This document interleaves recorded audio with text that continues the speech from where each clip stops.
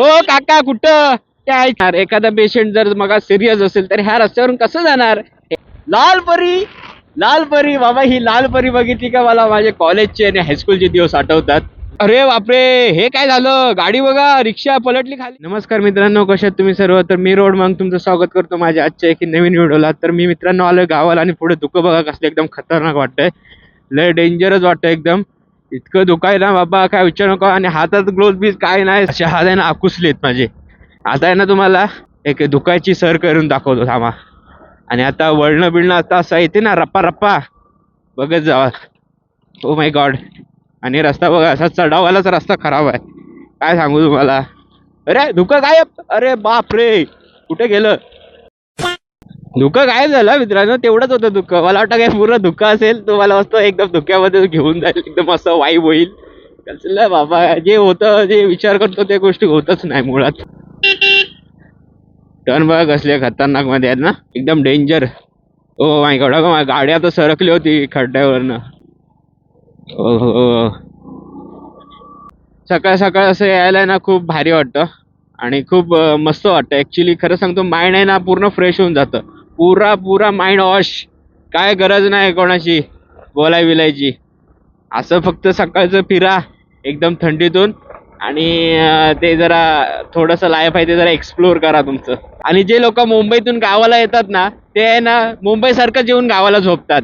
अरे बाबा, गावाला तुम्ही आलात आहे, जरा उठा, जरा जरा गावचं क्लायमेट बघा कसं आहे कसं नाही ते लोक सकाळी उठतात किती वाजता? 9, 10, 11 वाजता. अरे बाबांनो, तुम्ही गावाला आलात आहे, काहीतरी जरा विचार करा. यायला कसं एकदम भारी वाटतंय ना, सकाळचं धुकं आणि एकदम शांत रोड, एकदम शांत रोड. असा रोड असेल ना बाबा, काय वाईब येते गाडी चालवायला, खतरनाक वाटतं, एकदम डेंजर, लय भारी. अरे एसटी, लाल परी, लाल परी बाबा, ही लाल परी बघितली का मला माझे कॉलेजचे आणि हायस्कूलचे दिवस आठवतात. लय भारी होते माझे ते दिवस. यायला लाल परीतनं ती जायची मजा होती ना, एक अनएक्सेप्टेड होती आणि खूप मजा होती. आता हा जर ब्लॉग माझे मित्र परिवार किंवा जवळचे माणसं जर बघत असतील तर त्यांना नक्कीच कळणार की मी का असं बोलतोय ते. तो विषय आणि तो किस्सा लय डेंजर आहे बाबा. तर रस्त्याची कंडिशन तुम्ही बघताय, एकदम विमान असं लँड होईल असा रस्ता आहे. खरं सांगतो, विमानाचे पण जे विमान लँडिंग होतं ना त्याचे पण रस्ते असे नसतील कदाचित.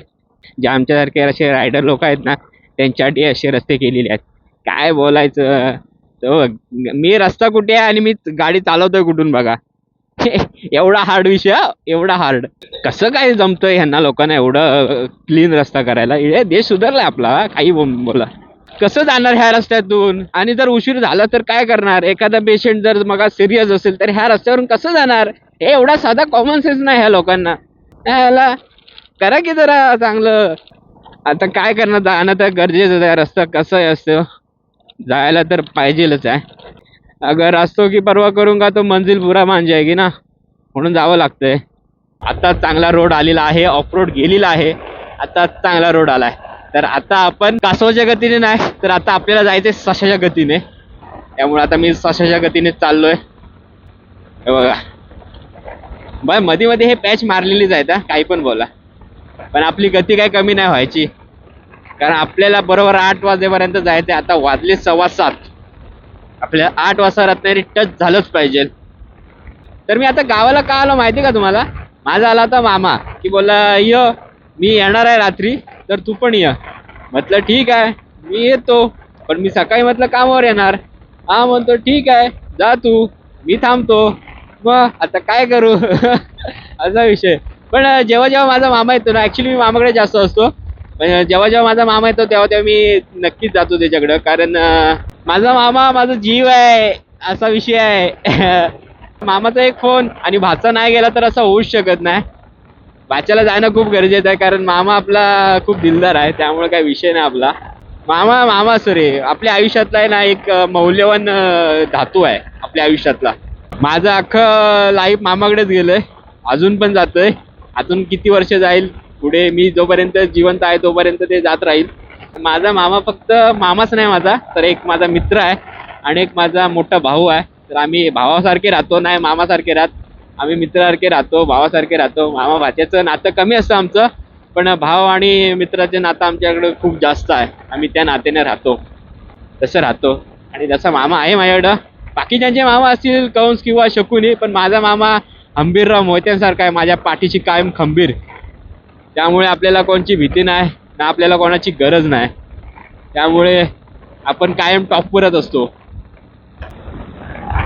गुर आली, गुर आली. गुरं चालतायत बघा कशी बिचारी. आणि गुराखी बघा कुठं लांब आहे. काय रे बाबा, डोक्याला हात लावला मी.